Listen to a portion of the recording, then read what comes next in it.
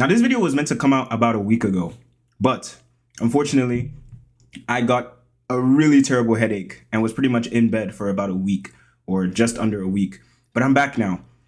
And in today's video, we're going to talk about Liverpool. And the timing of this video probably doesn't even make sense because after 2 consecutive victories against Brighton in the FA Cup, securing their place in the next round, as well as a very, very spirited win away at Sunderland, many people would ask the question, is there even anything to be worried about with Liverpool? But if anything, those 2 results just continue to show me this season that this is a team that are really struggling to find some consistency, really struggling to find who they are. And the manager, Arne Slot, who just under a year ago was probably the talk of the town in Liverpool, has a lot of pressure on his head right now. If you guys are new to the channel and you like what you see, make sure you hit the subscribe button so you never ever miss out on a video. Hit the post notification bell so you get notified whenever a video goes out. I'm trying to hit 1,000 subscribers by the end of the year. We're only 249, I think last time I checked, away from that goal, and I cannot do it without your help. So if you like the videos and you want to come back, hit the subscribe button. It's free.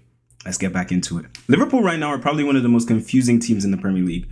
I've made videos on other teams like Chelsea, Manchester United, even Arsenal, who I also think are also confusing in their own way. But Liverpool are just confusing in the sense of, are they good or are they not good?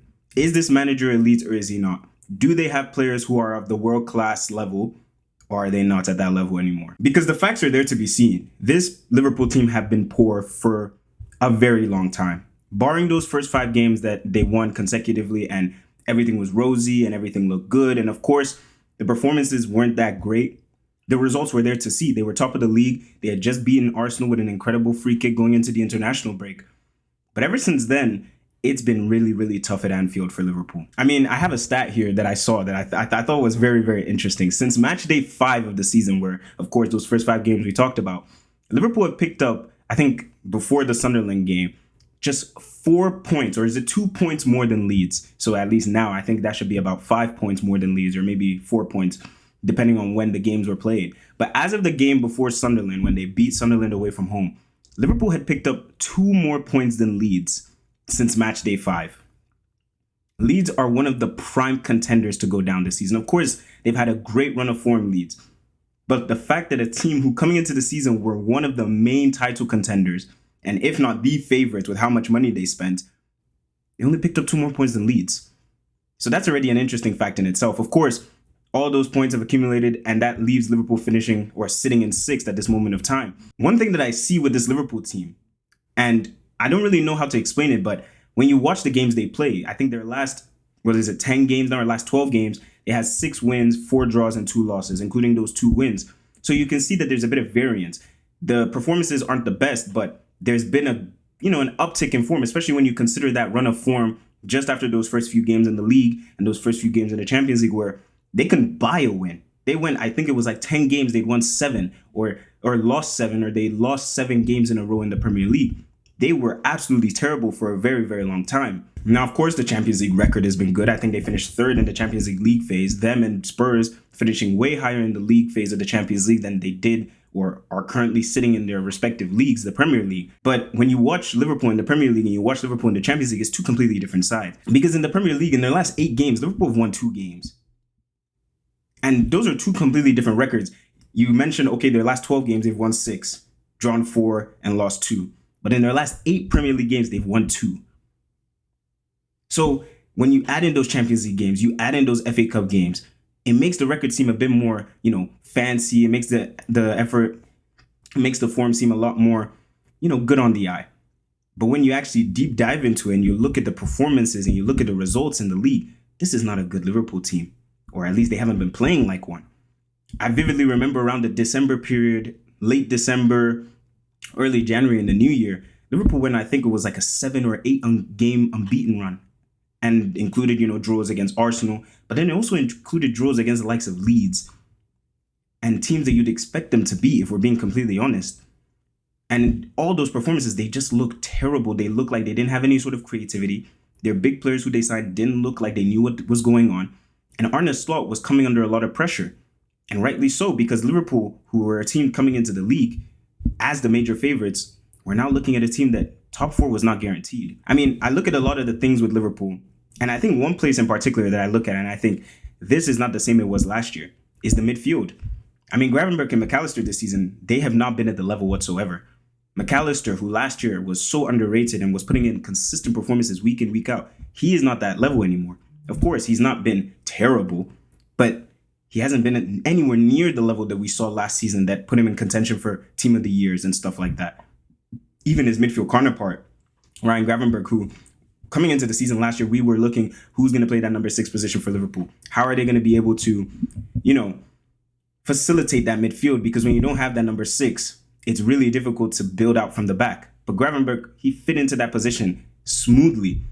But this year, I mean, in those first 5 games when Liverpool were very chaotic and, Jamie Carragher came out and he spoke with Arne Slot and he said, this team is all over the place. And Arne Slot, of course, he came back, defended his players, defended his system and said, well, this is how we want to play. And he said the main reason why things are kind of all over the place right now is because we don't have Gravenberch. I think he had family responsibilities at the start of the season.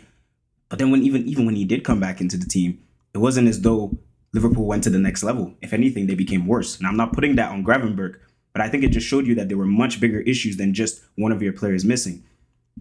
And of course, Curtis Jones has come in and he's played a good role at times, being that squad player that you've seen him be for so many years, even under Jurgen Klopp. But then I think the only player in that midfield who's really made a name for himself is Dominic Szoboszlai. And of course, there's another midfielder we'll go on to talk about who came in during the transfer window.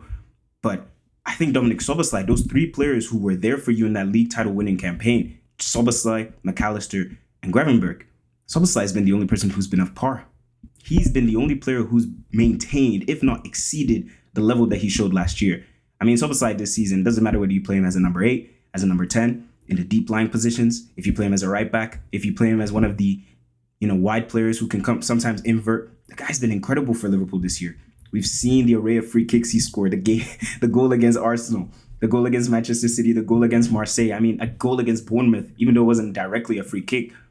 The guy's been so great for Liverpool. And I think his influence in the team in that midfield area, being able to run, being able to cover so many yards, being able to, make up for the lack of running that someone like Mohamed Salah does. I think Liverpool are really missing that in that midfield. They're desperately missing that. And moving him around, I feel like, has really hindered Liverpool, especially when you're trying to accommodate for a player like Florian Wirtz, who came in the summer and at the start of the season was really struggling to find his feet. And that's before you even start talking about the ready-made, the real leaders and big players in this team, like your Mohamed Salahs, like your Virgil van Dijks, like your Alisson.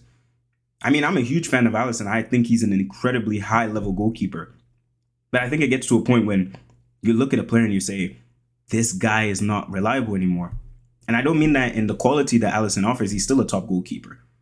But I don't think he's a player who you can rely. I don't think he's a goalkeeper you can rely on to give you 38 games in the league year in, year out. I don't think he can do that for you anymore.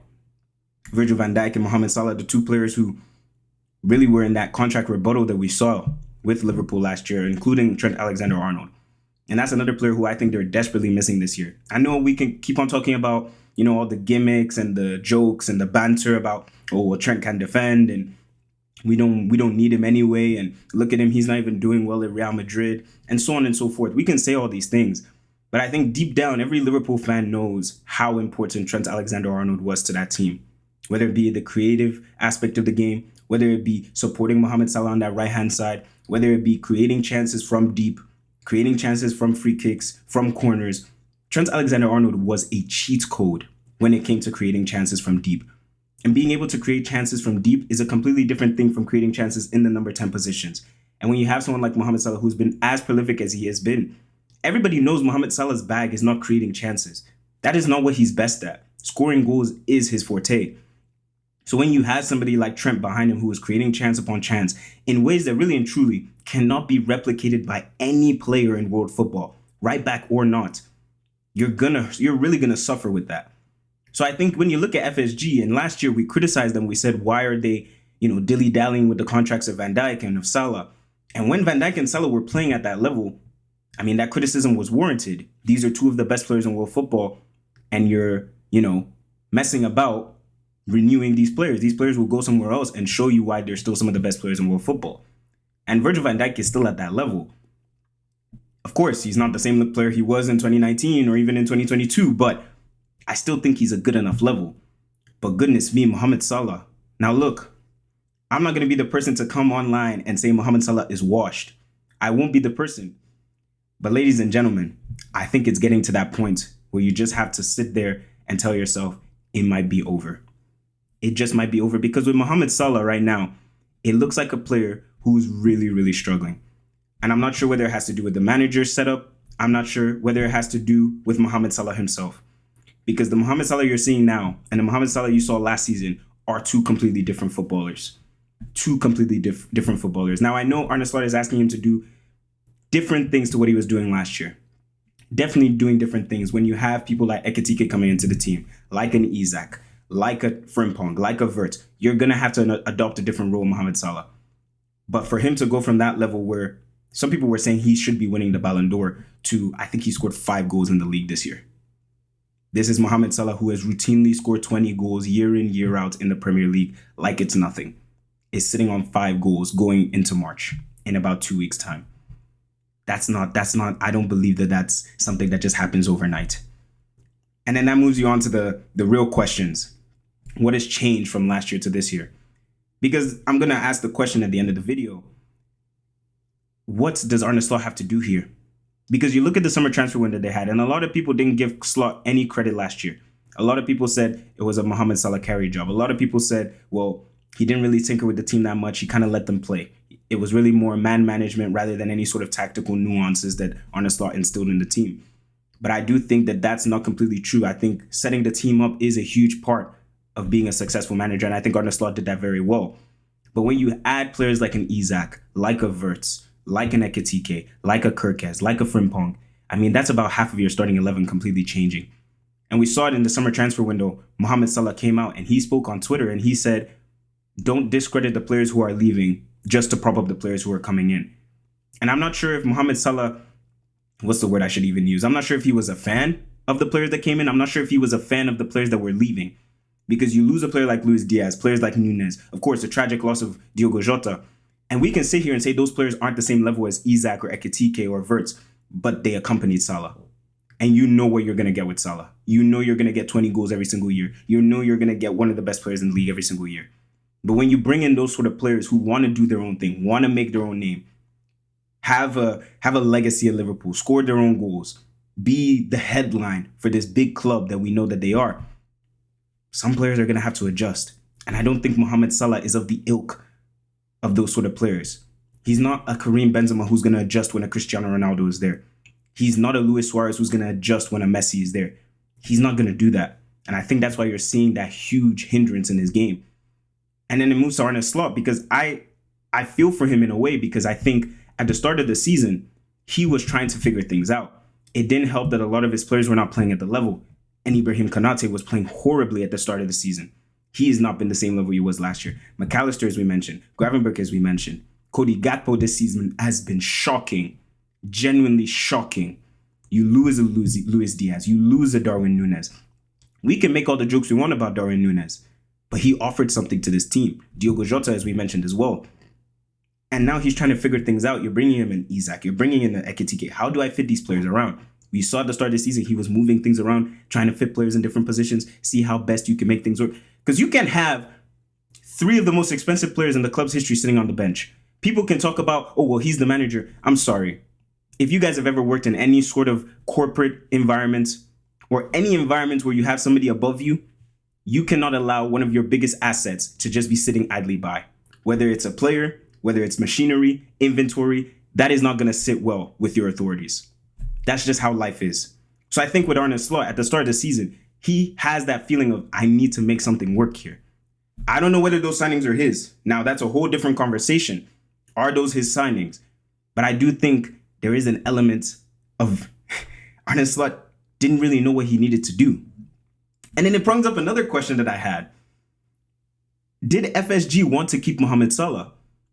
Because I genuinely believe, as I said, I'm not going to be the person that says Mohamed Salah is washed. But I genuinely believe if Mohamed Salah had left the football club, if Mohamed Salah was not playing at best player in the league level last year, does Mohamed Salah stay for another season? I don't think he does. But I think when you have a player playing at that elite of a level, with that much fanfare, with that much pressure on your neck to re-sign him, you'd be a fool not to. So I think it completely throws off their entire plan. Because Liverpool need a rebuild. Whether you like it or not, they needed a rebuild. At least as of last season, they needed a rebuild. And that's what they thought they went out to do. They got new attackers. The defenders, Frimpong and Kirkes. I think Kirkes has grown a lot in these last few months. I think he was poor at the start, but he's gotten much better. Frimpong, I think, is a very one-dimensional player, and I think he only fits a certain system in a certain role. I'm not a huge fan of him as a player, but that's what they got. He's probably the complete antithesis to Trent Alexander-Arnold, but that's what they got. And Slot has to figure it out. It doesn't help him as well when all of his right backs are getting injured. Frimpong, Bradley, his makeshift right back in sALAH getting suspended after that incredibly ridiculous ending to that game against Manchester City. Endo as well getting injured. Joe Gomez is probably one of the most unreliable players in the league in terms of injuries. So he also has things that have kind of gone against him. But at the same time, Liverpool are 6th in the league after spending 500 million and winning the league last year. But he's the one that won you the league last year. And then it also brings up a whole nother discussion. How long has this team been playing at this level? Because I don't believe that this is just a one-season thing. I don't think Liverpool just started playing badly this year. I think anybody who's been paying attention to anything that Liverpool have been doing has seen these poor performances since the PSG game. And Arne Slot keeps on talking about Paris Saint-Germain, and I actually find it quite funny how this guy continues to talk about Paris Saint-Germain as though, like, I don't really understand what he gains from doing that. But ever since that game, you look at the Carabao Cup final, you look at the ending to the season they had, and I think Liverpool won the league more because Arsenal were just so injury-stricken and so poor last year, more so to do than Liverpool being completely elite, right? But I do think winning a league title should buy you some time. I mean, just a few months ago, Liverpool fans have been screaming for Arne Slot to get sacked. And I sit here and I think, obviously, I'm not a Liverpool fan, so I can't speak with the emotion and, the intangibles that Liverpool fans would be able to speak with. But I just feel as though when you've won a league title as a manager, surely that buys you some time. But perhaps Liverpool fans feel as though these performances have been there for a long time. Some might even say the league title papered over those performances, which is crazy to me. Genuinely, I think that's crazy for you to say that the league title papers over bad performances. The way they got knocked out of the Champions League, PSG dominated them, rightly so, but he still won the league. And he's had to work with a lot of things. Now, this is not a video of me defending Arne Slot. This is just my thought process. Because my club, Barcelona, and we just lost 2-1 today to Girona. And right now, there's a lot of pressure on Hansi Flick. But I will never, ever claim for Hansi Flick's head. Never. You'll never see me say that on this channel. You'll never see me say that on any sort of social media platform. Because I know where Barcelona were before Hansi Flick. And of course, Hansi Flick might be stubborn. Arne Slot might be stubborn. But he won you a league. He won you, at least in our case, a domestic treble. Surely that buys you some time. Of course, they're not the exact same situation. Hansi Flick is getting literally 25 million per transfer window. Arne Slot got 500 million pounds spent on him. And they've become a worse side. It's an interesting one. Very interesting. Of course, it's even more interesting because I can see Liverpool going very far in the Champions League this year. Genuinely, I do. I can see it happening. You have Florian Wirtz, who's really growing in this team. Ekitike, I made a video talking about him in his own entirety. I think you've got big players like Van Dijk who can always put in a big performance. Konate has grown in these past few games. Mohamed Salah, although he's not the same level he was last year, it looks like he's starting to pick things up. He's starting to understand his teammates a bit more. It's an interesting one. Who knows? The midfield looks a bit more cohesive. Like they kind of understand what they need to do in certain situations. I think that Bradley injury is really, really detrimental to them. Because I think Jeremy Frimpong is a walking injury. He's always injured, right? And I think Dominic Szoboszlai against the best wingers in world football in the latter stages of the Champions League, is that the sort of player you want playing there? I also think losing his legs in the midfield does hurt Liverpool as well. But we've also seen Florian Wirtz turn up in the big games in Europe. So ultimately, right now, I think all Liverpool needs to focus on is making top 4, top 5 in the Premier League and going as far as they can in the Champions League. And the FA Cup is there as well. Who knows? But that's why I keep on asking the question, is this a manager that needs to be sacked today? Because a lot of Liverpool fans are calling for it. After every bad game, after every bad performance, after every bad result, They're calling for his head.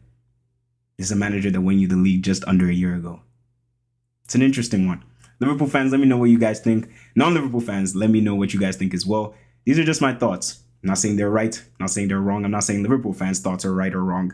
It's just interesting to me. A manager who won the league just under a year ago. I said this in my video on Ekitike as well. A manager who just won you the league just under a year ago is now probably the most under pressure manager in world or English football. It's interesting. Of course, let me know what you guys think and a whole lot more down in the comment section down below. If you enjoyed the video, make sure you hit the like button, subscribe if you never ever want to miss out on a video. As I always say, thank you guys so much for watching and take care of yourselves.